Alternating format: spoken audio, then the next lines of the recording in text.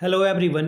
मैं मिथुन सिंह स्वागत करता हूं आप सभी का। आशा करता हूं आप सभी बहुत अच्छे होंगे। बात करेंगे सिद्धू कान्हू मुर्मू दुमका यूनिवर्सिटी के सेमेस्टर थर्ड के सिविक्स के पेपर की। जी हाँ, आज आपकी 28/1/2025 को परीक्षा संपन्न हुई है। तो सिविक्स के आंसर की को देख लीजिए, क्योंकि 5 एमसीक्यू यहाँ से पूछ लिए गए थे और हर एक सही जवाब के लिए आपको 2-2 नंबर, यानी कि टोटल 10 नंबर आपको यहाँ से मिलता। ठीक है जी, चलिए देख लेते हैं कैसा सवाल पूछा गया था। 2025 क्वेश्चन पेपर पे लिखा हुआ है। हालांकि आपकी परीक्षा 2026 में हुई है 28 तारीख को। ठीक है, सिद्धू कान्हू मुर्मू का ये स्टाइल है कि ये 2026 वाले पेपर को दो लेते हैं एग्जाम 26 में, लेकिन 25 लिखेंगे। ये यहाँ से आपको दिखेगा टीचिंग ऑफ सिविक्स पेपर का कोड है 309, यहाँ से आपको दिख रहा होगा। ठीक है, चलिए अब हम लोग जो है इस पेपर को देख लेते हैं। सबसे पहले ये रहा आपका पेपर, इसे कर लेते हैं ओपन। यहाँ से आपको दिखेगा टीचिंग ऑफ सिविक्स का ये पेपर 2025 में आपकी परीक्षा हुई थी। सेशन था 22-26 का, और ये सेशन मुझे लग रहा है कि बिल्कुल ऑन टाइम पे कंप्लीट हो जाएगा। 2 घंटे का वक्त है, फुल मार्क्स है 40 का। 40 में अगर आप 18 लाते हो तो इस पेपर को आप क्वालिफाई कर जाते हो। सेक्शन ए आपके सामने ये रहा। ऑब्जेक्टिव टाइप के सवाल पूछे जाएंगे, कितने? 5। मैंने आपको पहले भी बता रखा था, 2-2 नंबर। सही जवाब दीजिए, 2-2 नंबर मिलेगा। पहला सवाल देखिए क्या है। लोकतंत्र में सत्ता का वास्तविक स्रोत कौन होता है? Democracy is a government in which power belongs to. Democracy में गवर्नमेंट जो है उसका पावर किससे बिलोंग करता है? राजा से बिल्कुल नहीं। राजा तो मोनार्की हो गया ना, मोनार्की यानी कि बादशाहत वाली बात। मिलिट्री बिल्कुल नहीं, ये तो मिलिट्री को पाकिस्तान वगैरह में होता है। आपको जानकर हैरानी होगी ना कि पाकिस्तान में आज तक किसी भी प्राइम मिनिस्टर ऑफ पाकिस्तान ने ना 5 साल का अपना टेन्योर कंप्लीट नहीं किया है। बताइए क्या आयरनी है, क्या विडंबना है। 5 साल तक कोई नहीं रह पाया। इमरान खान लास्ट जो पीएम थे वो लगभग पूरा ही करने वाले थे, लेकिन उनका जो है मुनीर साहब से झगड़ा हो गया और फिर उनको जो है पीएम से हटा दिया गया और जेल में कैद कर लिया गया। पता नहीं जीपे वगैरह, उनको बहुत दिक्कत का सामना करना पड़ रहा है जेल में। तो फिलहाल इसका जो आंसर हो जाएगा द पीपल, यानी कि जनता, इसका जो है सही जवाब हो जाएगा।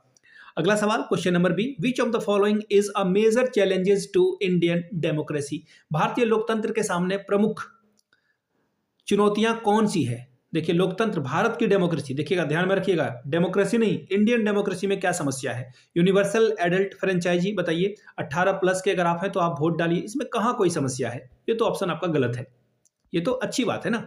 अगला है इंडिपेंडेंट जुडिशरी, यानी कि स्वतंत्र न्यायपालिका, अच्छी बात है। अगर न्यायपालिका स्वतंत्र होकर डिसीजन दे रही तो इसमें गलत क्या है? ये तो डेमोक्रेसी के लिए अच्छी बात है। अगला है रिटेन कॉन्स्टिट्यूशन, भारत का कॉन्स्टिट्यूशन रिटेन है, आपको भी पता है। तो ये सारे सही हैं, लेकिन गलत कौन है? भ्रष्टाचार, करप्शन जो है लोकतंत्र को कमजोर करता है। भारतीय लोकतंत्र को तो कमजोर कर ही रहा है। सी सवाल, the constitutional vision of India is mainly based on the principle of. भारतीय संविधान के लोकतांत्रिक दृष्टि किन मूल्यों पर आधारित है? भारतीय संविधान की जो लोकतांत्रिक दृष्टि है वो किस पर है? तो हमारी जो संविधान है या फिर डेमोक्रेसी है वो लिबर्टी, इक्वालिटी और जस्टिस पे चलती है, यानी कि स्वतंत्रता, समानता और न्याय पर ये चलती है। आगे बढ़ेंगे क्वेश्चन नंबर डी की ओर।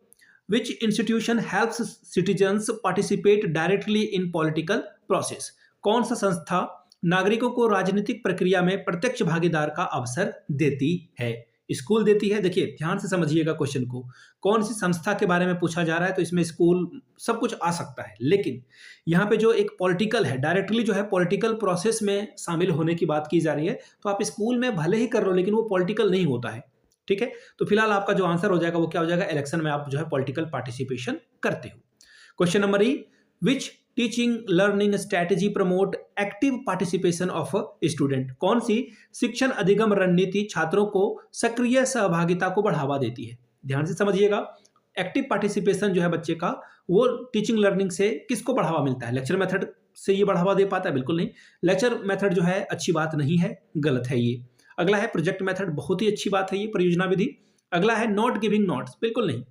नोट लिखवा करके, कुछ छपवा करके, कॉपी करवा के बच्चे नहीं सीखते हैं। टेक्स्ट बुक रीडिंग, यानी कि केवल पढ़ देने से बुक को नहीं। सबसे अच्छा क्या हो जाएगा? Project method. प्रोजेक्ट मेथड को शुरुआत किलपैट्रिक साहब ने की थी। इनके जो मास्टर साहब हैं, यानी कि इनके जो गुरु हैं, उनका नाम था जॉन डीवी। ठीक है, जॉन डीवी ने जो है इसका जो है प्रतिपादन भी किया था। पहले जो अवधारणा है उन्होंने ही दी थी परियोजना मेथड की।